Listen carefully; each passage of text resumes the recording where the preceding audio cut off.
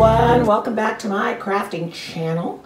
I just want to show you guys how to make this really cool Mother's Day gift or Father's Day, whatever, or any kind of gift actually, for a photo hanging, to hang photos on.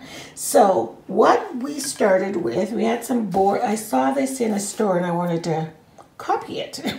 So this board is 27 inches by 3.5 inches this way. So 27 inches wide. So it's a skinny board. Probably, it looks long, but it's not really that long if you look on the table. There you go. So it was already stained this kind of chocolate brown color. I'm not sure where Richard got this board from, but we just recently stained our deck out there, you can see.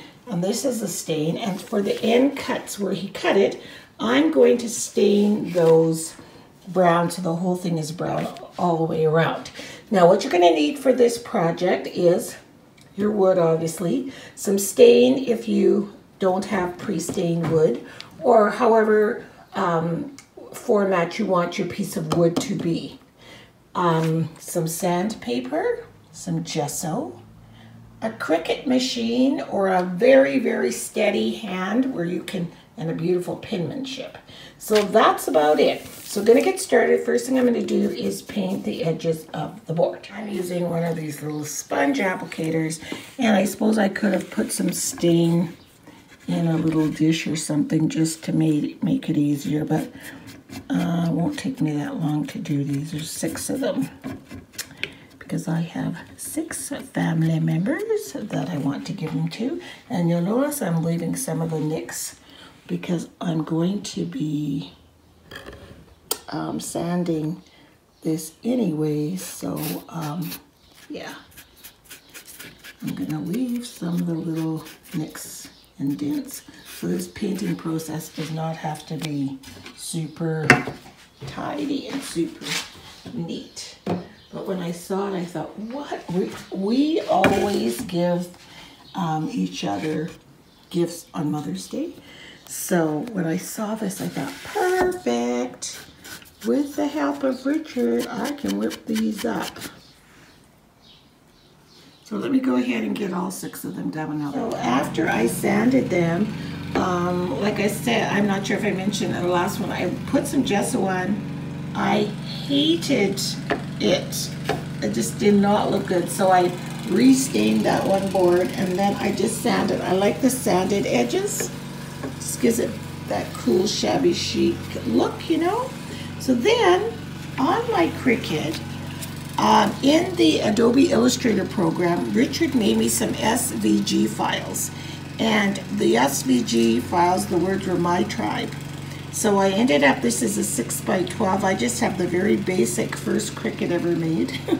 And it's 6 by 12 mat. So I got 1, 2, 3, 4, 5, 6 of them on one 6 by 12 piece of vinyl.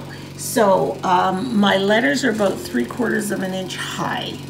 You can use whatever font you want, especially if you're making your own SVG file. You can use whatever font. I was going to use the script.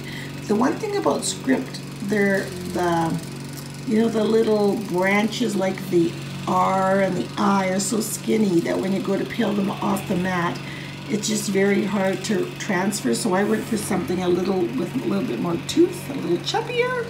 So I transferred it there, my tribe. It's not perfectly straight, but it's pretty good.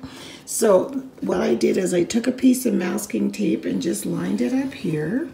And then I laid the letters on the line and tried to keep them as straight as I could. So yeah, I'm gonna go on and finish all of these. I've applied the vinyl on all 6 of them and it looks fantastic. Look at this. Look at that. So I've got all 6 of them. So then we've marked little pencil holes here. We're going to screw in some screws on either end of the wood.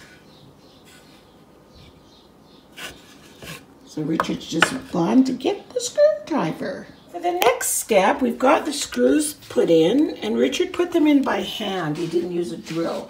Actually, he's doing it on a leg, which you shouldn't be doing, but it's not very safe. But thank you for doing them.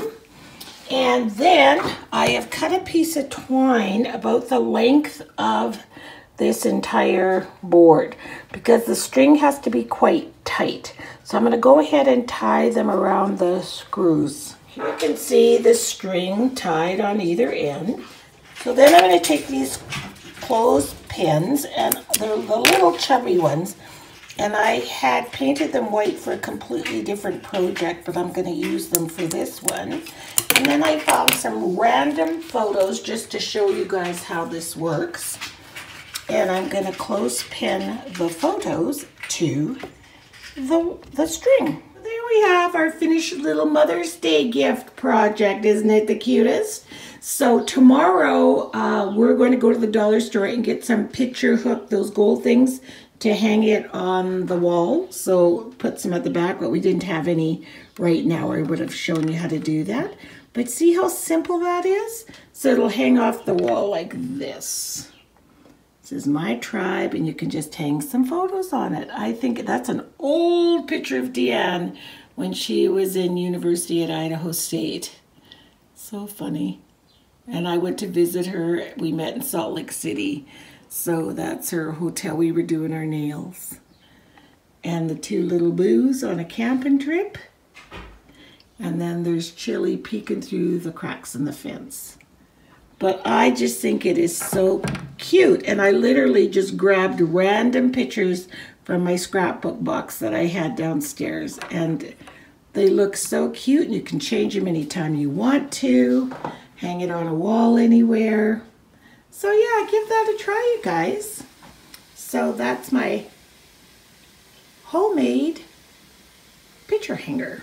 I'm not sure what I'm going to call this, but a Mother's Day picture hanger. So cute. So thanks so much for watching, and if you have any questions, just ask. And oh, when you're tying the twine, tie it as tight as you can get it, because once the clothespins are on, it's gonna sag. It's okay if it sags some, but you don't want, if it's really loose, it's really gonna sag, and I don't know if that'll be the look you're looking for. So yeah, so thanks for watching, and we'll see you next time. Bye-bye.